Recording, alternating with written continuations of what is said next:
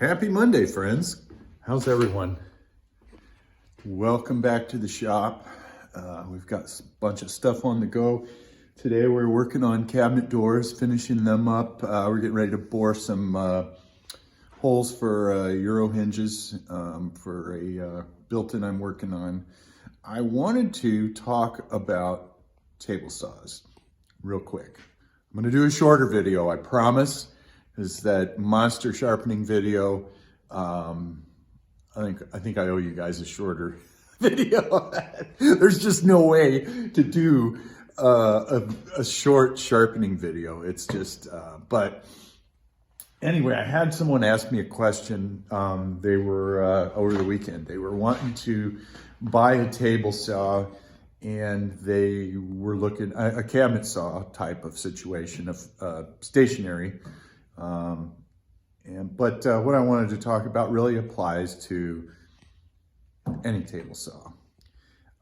He was looking at the Sawstop brand, which has the automatic, your finger gets close to it, and the blade, if something hits it like your finger, it goes right down into the table immediately. And I got to thinking about that, and I said, man, I'll get back to you. I'm gonna call him tonight with my thoughts. And I was thinking last night, and I was like, I looked online, and I saw one of the ads for the saw. Oh, I think you guys are a little dirty there. And it just didn't sit well with me. I respect the engineers trying to keep people safe. I respect the company for trying to keep people safe. But I'm not so sure I agree with the ad campaign. And I think what it does is gives people a false sense of security. And I think, first of all, regarding safety with table saws and machinery in general, I had Dana Hudson printed these up for me, these stickers. And thank you, Dana. If you need any stickers, talk to Dana Hudson. Hud's Hobby Room is their channel, her and John. He does axes, she's a wood turner and does graphics and has helped me with my logo. But that right there, she printed me up a bunch of them, and I'm gonna get them, probably gonna put some on some magnets and put them on the machinery. But I think that right off the bat is the first thing, and first and foremost, when you're operating anything, even if it's a handsaw, like a Japanese handsaw, if you're not thinking about what you're doing, you're going to get hurt in some fashion.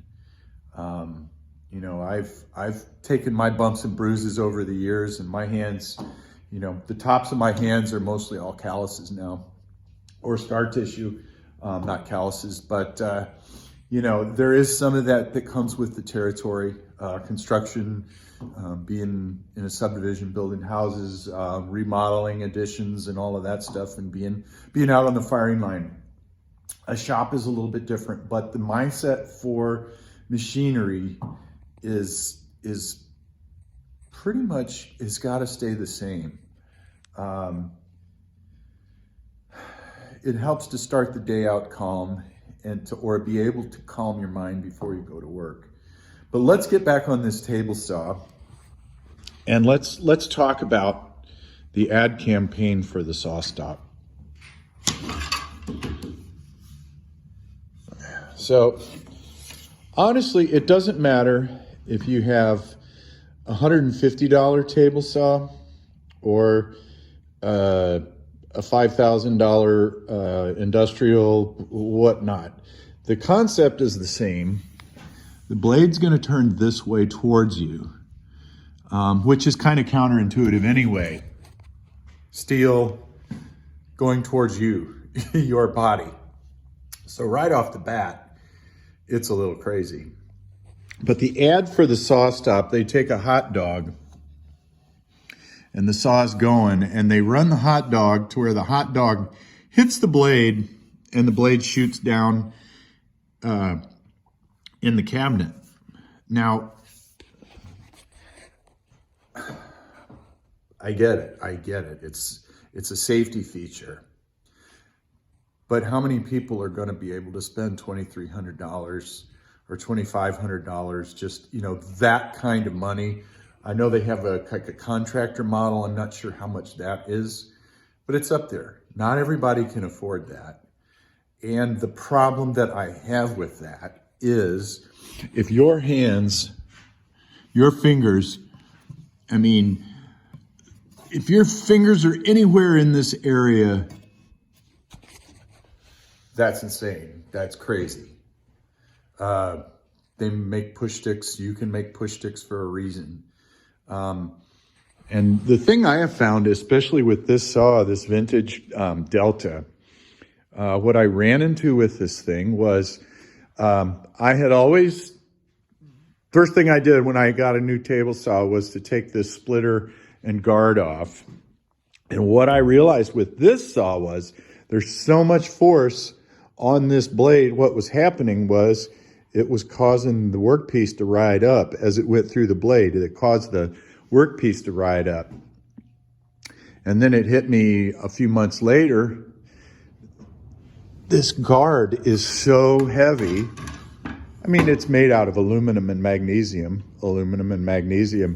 So it's not like a big piece of steel, but the weight of this guard is what keeps your workpiece down. So that's a great safety feature. And I feel really safe when I'm using this saw. There's a few things that it won't do. It won't resaw like I can on my Delta portable saw. But very, very often I don't need to resaw. I can't do certain things with this, but I'm okay with that because the splitter would be in the way. Pretty much, I never take the guard off of this saw. Because if I took this cover off here and I showed you that motor, it looks like an airplane engine. It's ridiculous. But anyway, let's get back to fingers around the saw blade. Let's just say that that's a bad idea. You want to keep your fingers as far away from that blade as you can. If you have to make feather boards and push sticks and hold downs, that's what you do. So if you've got your fingers, if you're relying on that blade to shoot down into the cabinet, I think that's a false sense of security. And so I would recommend taking a step back from that. I'm sure the quality of a Sawstop saw, I've used it a few times at St. Charles Hardwoods to cut down some stuff that I was throwing in the truck. It's a cabinet saw, it's a nice saw. But don't think it's okay to have your fingers as close as that hot dog on that saw. Here's another huge mistake that I've watched helpers of mine do and had to scream at them about, and I generally don't scream on the job site. But if somebody's gonna risk hurting themselves with my saw, and I've said time and time again, don't do that. Basically, I have to say, you either do it this way or you don't get to use the saw. That usually fixes the situation. But what people do have a tendency to do, and it's a horrible idea. Okay, let's say we are going to cut, I think this is set at about 4 inches. We're just going to rip 4 inches, and I'm not going to turn the saw on so I can talk. And this is the side we're going to keep. I've seen a lot of people do this, and I've also seen them do it on the tube, the old YouTuberoni. You start your cut, you start pushing through, and once they get here, so they're through the board, they turn the saw off, and let this saw wind down with the workpiece between the blade and the fence. Now that's about as unsafe as it gets. That's asking for a board in the face. You have all of the force of the saw is going in this direction. And if you've ever been hit by something coming back at you with a table saw, you'll know what I'm talking about. So, my suggestion is when you're running material through, you push it all the way through. You push, and that's why we use the push sticks, to get your hand up and out, whether it's one that's like this or it's a push stick like this, but you're getting your hand out of the way. But get that workpiece through the blade and out of the way of the blade, both of them. Please, for me, do it for me. You'll be glad you did. I took a piece of 8/4 on the hip one time because I didn't, some reason I either didn't secure the fence or it popped up. Sometimes they pop up when they loosen up, but as I was pushing that 2-inch thick piece of maple through, the fence went to the right and it took that board and threw it back at me, and it hit me right here, and I fell over for 10 minutes. You're dealing with a lot of force, even if it's a benchtop saw, and believe me, you don't want to get messed up by a table saw. So let's keep it safe. Let's use our heads. And if you're not feeling it, don't turn the machine on. Go do something else. Go clean up, go sand something, go put hardware on. If you don't feel like you've got your head in the game, don't turn the machinery on. Hey, everybody have a great day. It is a great day. It's not so cold today. Sun's out. Let's all be kind. And I'm really thankful for you guys. Thanks for the comments. Thanks to the new subscribers. Really appreciate it.